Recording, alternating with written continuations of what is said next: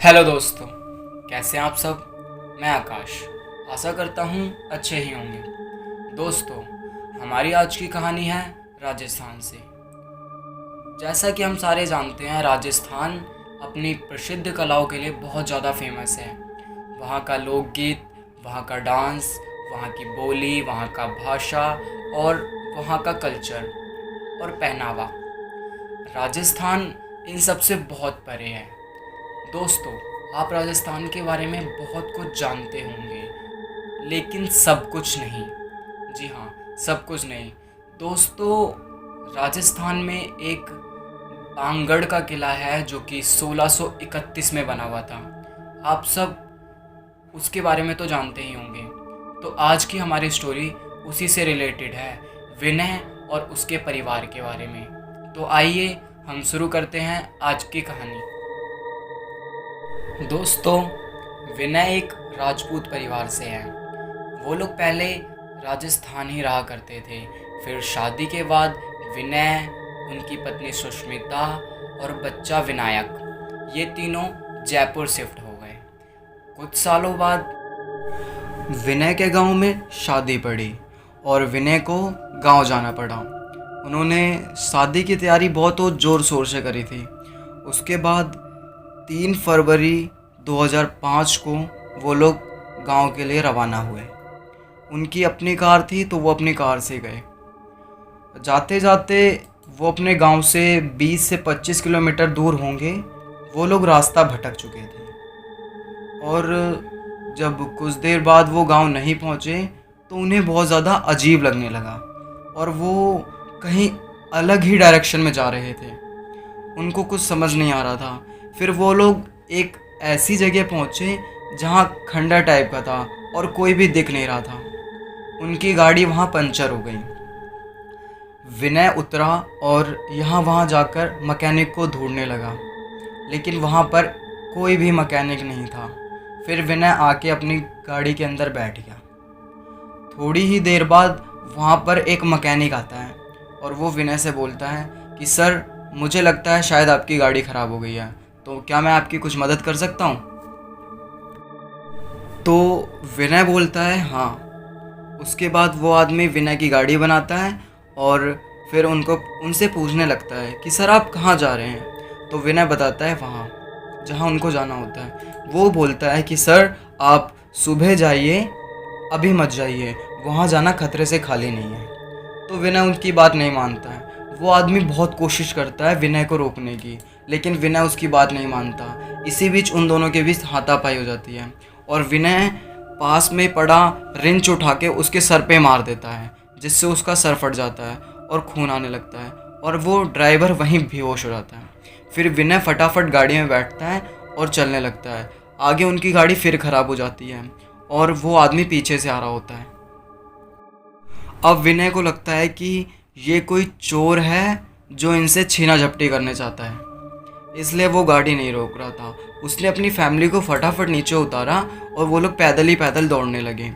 दौड़ते दौड़ते वो एक अंधेरे जगह में पहुंच गए जहाँ पे जंगल था और शायद वो जगह बांगड़ के किले के बहुत ज़्यादा नज़दीक थी।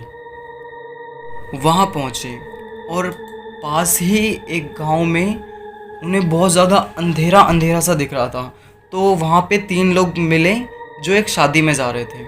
उन्होंने बोला कि आप कहाँ जा रहे हैं। तो उन्होंने बोला कि हमारे पीछे एक ड्राइवर पड़ गया है जो कि हमारा सामान छीनना चाहता है, इसलिए हम भाग के यहाँ पर आ गए हैं। तो उन तीनों जनों ने बोला कि आप लोग हमारे साथ शादी में चलें।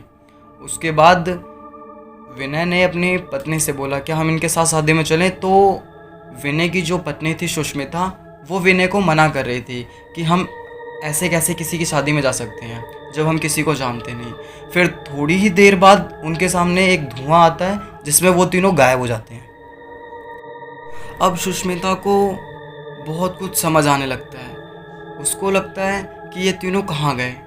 वो विनय से पूछती है। विनय कहता है वो देखो वहाँ शादी हो रही है, शायद वहीं चले गए होंगे, तुम इतना फालतू के बारे में मत सोचो। सुष्मिता विनय को रोकती है। विनय सुष्मिता की बात बिल्कुल नहीं मानता। फिर सुष्मिता के लाख मना करने के बाद भी विनय अपने बच्चे के साथ उस शादी में जाने लगता है। तो जैसे ही वो गेट पर पहुंचता है तो उस शादी में जिसकी बेटी की शादी होती है वो आदमी गेट पर ही खड़ा होता है। तो वो विनय को बोलता है कि आप यहाँ कैसे? तो विनय बोलता है कि सर, हमारे पीछे एक ड्राइवर पड़ गया है जो कि हमारा सामान छीनना चाहता है। तो वो आदमी विनय की बात समझता है और विनय को बोलता है कि आप आज शादी अटेंड कर लीजिए, आप कल चले जाइएगा, और मैं अभी गाड़ी का जुगाड़ भी नहीं कर सकता आपके लिए। तो मैं कल आपके लिए गाड़ी का भी बंदोबस्त कर दूंगा, उसके बाद आप कल चले जाइए यहाँ से। लेकिन सुष्मिता को ये सब बहुत अजीब लग रहा होता है। अब विनय अपने बच्चे के साथ उस शादी के अंदर घुस जाता है और सुष्मिता भी घुस जाती है। लेकिन मानो दोस्तों, देखने की बात यह है कि शादी में सिर्फ उस आदमी के अलावा और कोई भी बोलता चालता नहीं है। सारे मानो एक मूर्ति की तरह खड़े होते हैं। वहाँ पे कम से कम भी तो 300 आदमी होंगे और औरतें, लेकिन वहाँ पे कोई भी किसी से नहीं बोलता। थोड़ी देर बाद वो आदमी सुष्मिता को अपनी पत्नी से मिलाता है जिसकी बेटी की शादी हो रही होती है। उसके बाद वो दोनों उसकी पत्नी के साथ उस लड़की के कमरे में जाते हैं जिसकी शादी हो रही होती है। उस लड़की के पास तो जो विनय का बेटा है वो विनय का लाइटर ले रखता है हाथ में। वो लड़की तैयार हो रही होती है तो वो विनय का लाइटर ऑन कर देता है। तो वो जो शादी थी जिस लड़की की, वो बहुत ज़्यादा डर जाती है और चीखने चिल्लाने लगती है, अपने मम्मी पापा को बुला लेती है। फिर उसकी माँ आती है और बोलती है क्या हुआ क्या हुआ? तो वो विनय की जो पत्नी है सुष्मिता, वो कहती है कि वो बच्चे ने गलती से लाइटर जला लिया और ये बहुत ज़्यादा डर चुकी हैं। तो उसकी माँ बताती है कि इसको आग से बहुत ज़्यादा डर लगता है। फिर उसके बाद सुष्मिता उसके हाथ से लाइटर छीन के अपने पास रख लेती है और फिर सुष्मिता रूम में जाती है जहाँ पे विनय बैठा होता है। वहाँ पे वो एक घड़ी देखती है जिस पे 12:15 हो रहे होते हैं। और जब सुष्मिता ने उस शादी में एंट्री की थी तो वहाँ पर भी एक घड़ी लगी थी जिसमें 12:15 हो रहे होते हैं। उसके बाद वो ये सारी बात विनय को बताती है और समझाती है कि यहाँ मेरे को कुछ ठीक नहीं लग रहा है, हमें यहाँ से चलना चाहिए। वो लोग वहाँ से जाने की कोशिश करते हैं लेकिन वो आदमी बार बार ही उनको रोक लेता है कि आप कल चले जाइएगा, शादी के बाद चले जाइएगा। मतलब कि उनको जाने ही नहीं देता कहीं और प्यार से बोल बोल के उनको रोक लेता है। विनय को इन सब बातों का अंदाज़ा नहीं होता। विनय उस आदमी की बात में आ जाता है और शादी में चला जाता है। लेकिन जो सुष्मिता है वो शादी में नहीं जाती है, वो वहीं रूम में बैठी होती है। लेकिन वो जो दुल्हन का घर होता है वो बहुत ही ज़्यादा बड़ा होता है। सुष्मिता फिर अपने कमरे के बाहर निकलती है तो उसको वही औरत दिखती है जो 3 जन उनको बाहर मिले थे गांव में, जो कह रहे थे कि शादी में चलो आप हमारे साथ। उसके बाद सुष्मिता उसको देखती है तो सुष्मिता उसका पीछा करती है।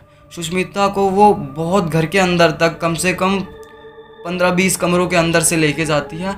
और लास्ट में जब सुष्मिता उसका फेस देखती है तो उसका फेस बहुत बुरी तरीके से जला हुआ होता है और उसका हाथ पैर भी बहुत ज़्यादा।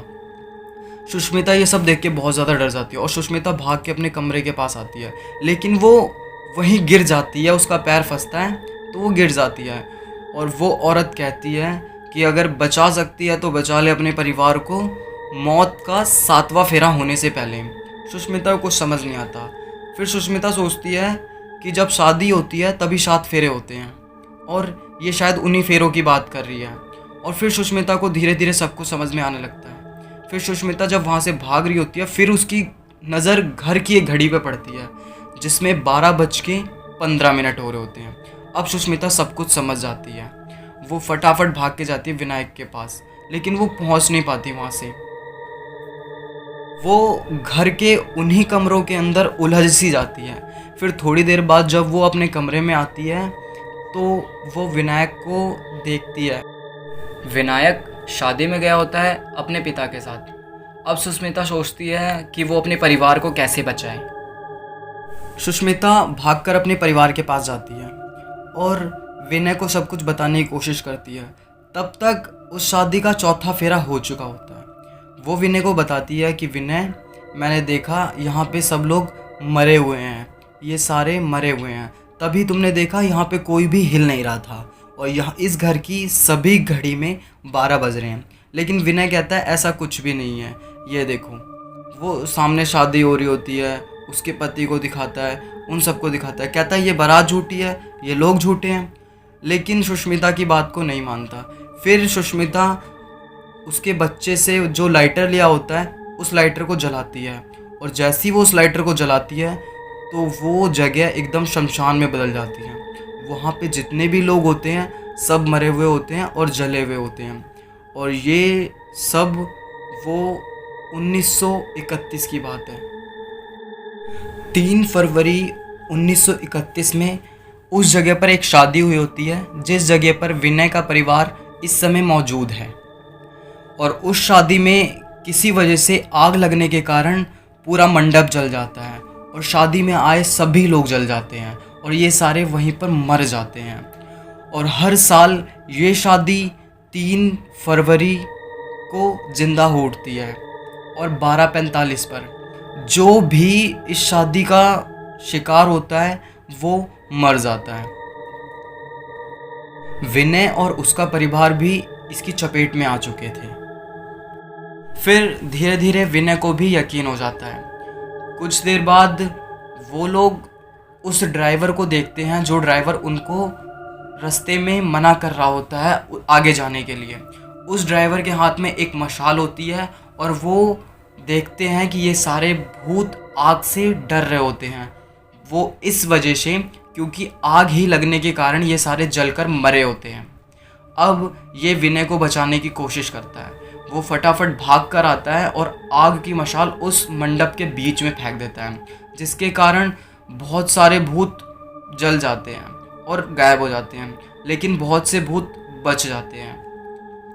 अब क्या होता है कि विनय और उसकी वाइफ सुष्मिता भागते भागते वो लोग देखते हैं कि उनके साथ विनायक नहीं होता। अब दोनों के दोनों विनायक को ढूंढने की कोशिश कर रहे होते हैं। विनय एक साइड जाता है और सुष्मिता दूसरी साइड जाती है। विनय देखता है कि विनायक एक औरत के साथ जा रहा होता है जो कि हूबहू सुष्मिता की तरह दिख रही होती है। अब वो औरत बोलती है कि विनय, आप कहाँ जा रहे हो, चलो विनायक मिल गया है। विनय फटाफट उसके साथ बाहर जाने लगता है, लेकिन तभी सामने से असली सुष्मिता आ जाती है। वो उसको देख के हैरान हो जाता है। दोनों विनायक को और विनय को अपनी ओर बुला रही होती हैं, और इन दोनों को कुछ भी समझ नहीं आ रहा होता है। लेकिन सुष्मिता ने हाथ में एक घड़ी पहनी थी। विनय को वो बात याद आती है जो सुष्मिता उससे रूम में कह रही थी कि यहाँ पर हर घड़ी में 12:15 हो रहे हैं। वो उस चुड़ैल का हाथ पकड़ता है और उसके हाथ में घड़ी में टाइम देखता है, तो उस घड़ी में भी 12:15 होते हैं। और जैसे ही वो उसका हाथ पकड़ के देखता है तो वो देखता है कि उसके सामने एक जली औरत होती है। फटाफट उसका हाथ छोड़ता है, अपनी वाइफ का हाथ पकड़ता है और अपने बच्चे को गोद में लेता है और शादी से बाहर भागने की कोशिश कर रहा होता है। लेकिन तब तक मंडप की आग बुझ चुकी होती है, और वो जो ड्राइवर होता है वो भी बेचारा मर गया होता है। फिर ये लोग जैसे ही मंडप के बाहर निकलते हैं तो एक पर्दे में ये लोग लाइटर से आग लगा देते हैं, जिसके कारण वो पूरा मंडप फिर से एक बार ही जल जाता है और सब लोग जल के फिर मर जाते हैं। ये थी दोस्तों हमारी आज की कहानी। कैसी लगी? पसंद आई हो तो चैनल को लाइक करें, सब्सक्राइब करें, शेयर करें और कमेंट करना बिल्कुल ना भूलें। धन्यवाद।